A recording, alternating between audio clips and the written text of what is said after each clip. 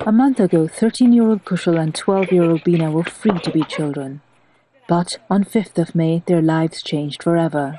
I was hanging out with friends in the village. Bina had come here too. Dad was working in Kalpani, and the river took him as well as our aunt.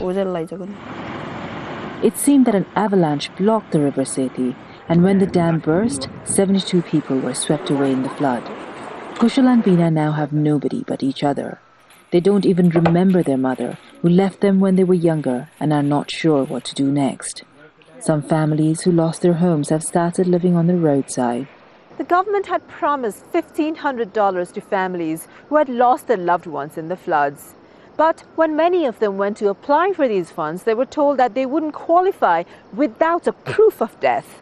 It's been a month since the tragedy, and it's unlikely that any more bodies can be retrieved from the river.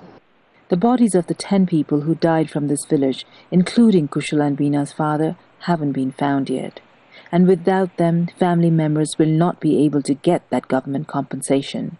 There are still 32 people who are missing and presumed to be dead. For those who are missing, the first thing is whether or not to declare that they are already dead. So we're waiting for directions. We have approached the Central Committee for Disaster Management. We'll have to do what they tell us to do. The shock of the floods has affected people deeply. We went back to visit 86-year-old Abir Gurung's family. The day after the flood, we found him scanning the waters for his granddaughter Punyashobha.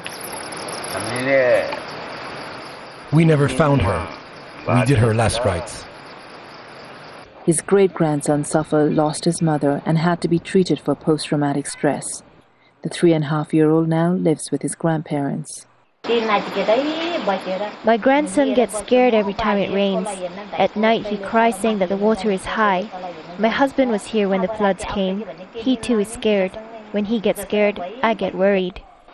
1 month after the tragedy, the mental scars of the Seti River disaster are still raw, and the rebuilding has hardly begun. Subina, Shrestha, Jazeera, Kaski, Nepal.